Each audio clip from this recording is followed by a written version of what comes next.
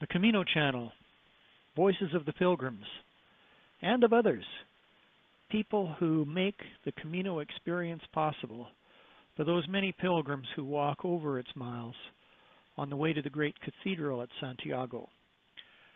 There are people behind the scenes who man the websites, look after the albergues and refugios, and who generally work to coordinate the approach of pilgrims to the cathedral and to the trail itself. With your interviewers, Bob and myself, Doug, we look forward to bringing you people who make it possible for pilgrims like these to enjoy this great spiritual experience and to find the fulfillment that they seek as they traverse the route to Santiago. The refugios, the albergues that are municipally owned, they uncomplainingly do the menial work, laundry, washing down, in many stops making pilgrimage possible. Willy has chosen Ribadiso as his place to help, one of the truly beguiling stations just short of our zoo at about kilometer 50. He works way below his normal place in life to make pilgrimage sing to those he serves. Welcome to the Camino channel, Willy. My name is Willy Littig. I live in Salt Lake City, Utah. Lovely, Willy. So can you tell me, you were just about to tell me about an interesting... Oh, yesterday we met a really nice, I guess a Mexican-American. He lives in El Paso.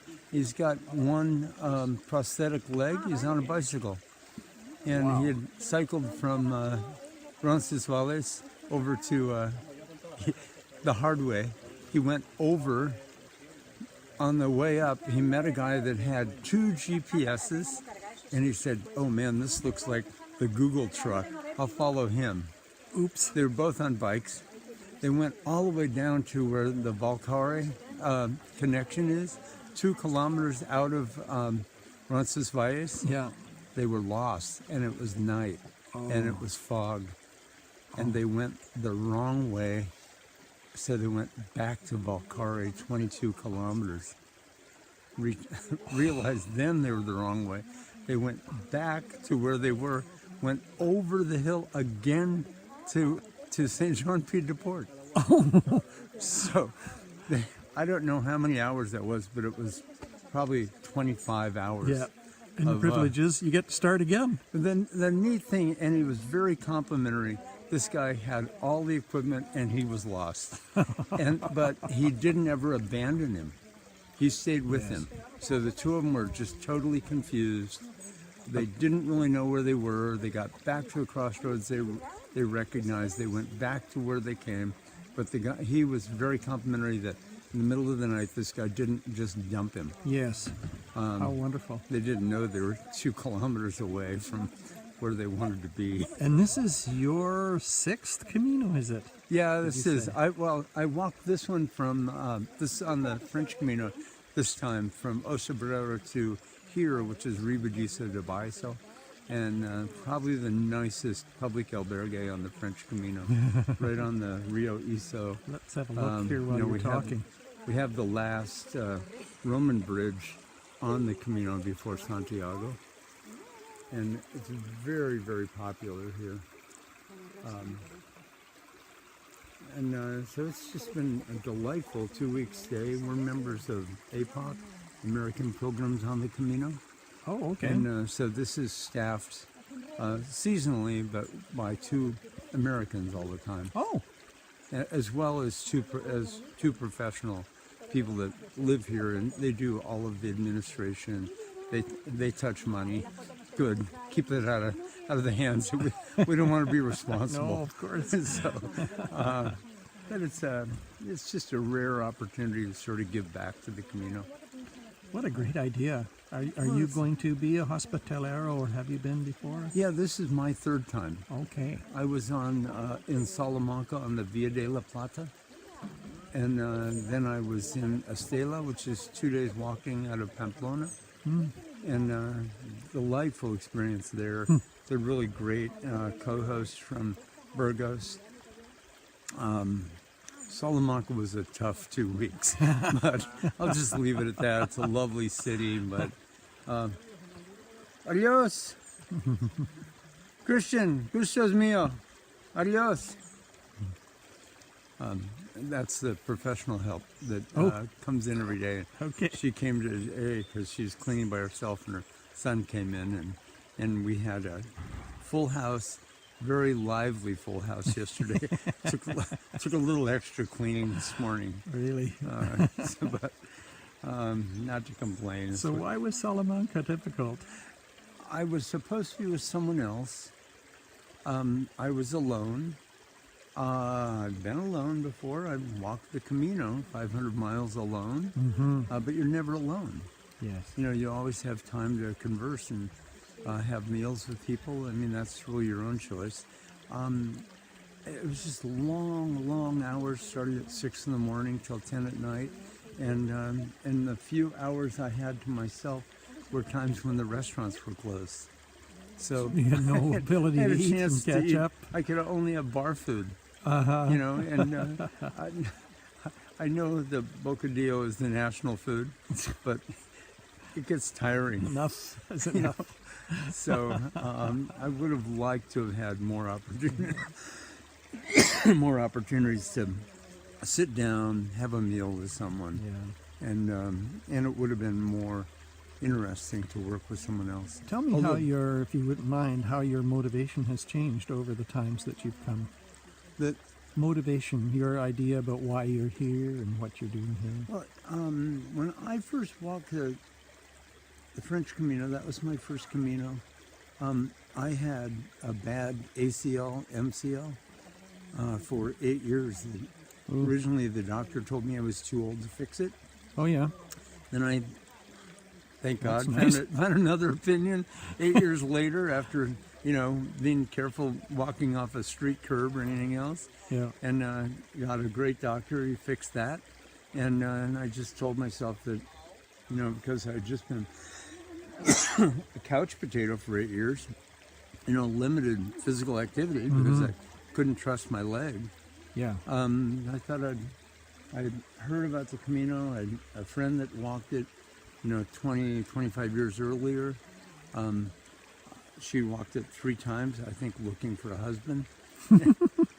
She just this year got one. Oh, good. You know, and she probably deserved one then, but time wasn't right. Yeah.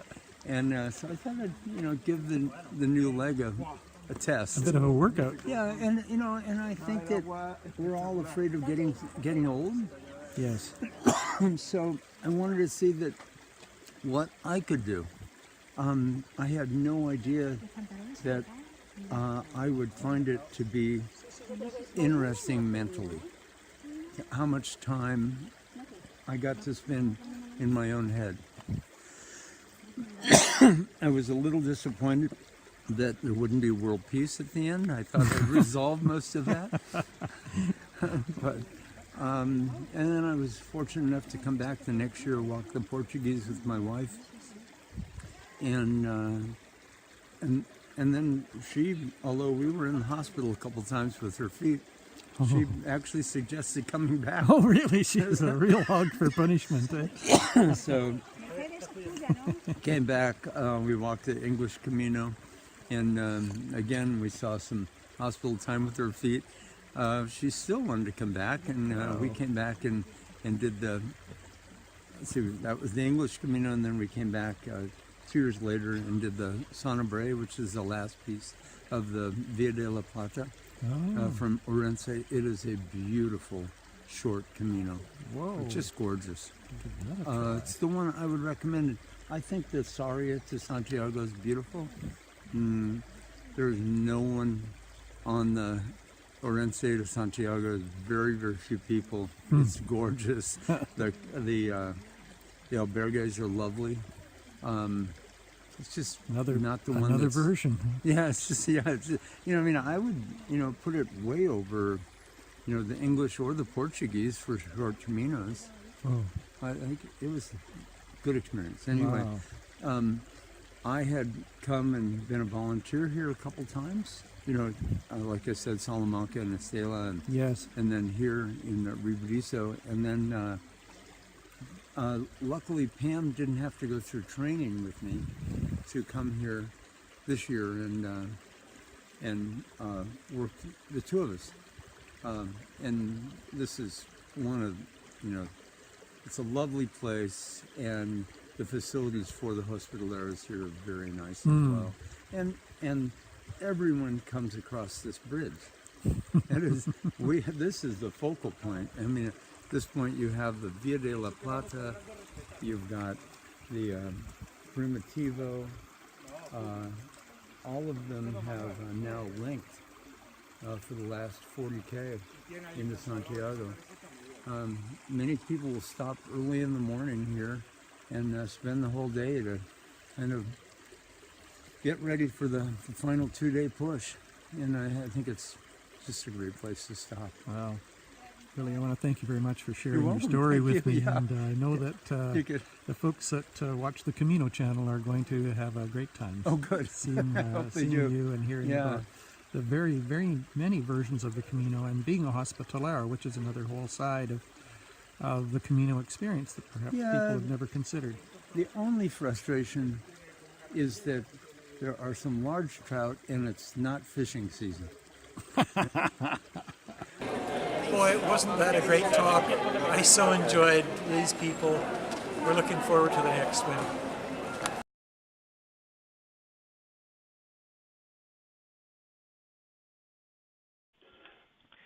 It's only because of people like Willy that the Camino is the vibrant channel that it is.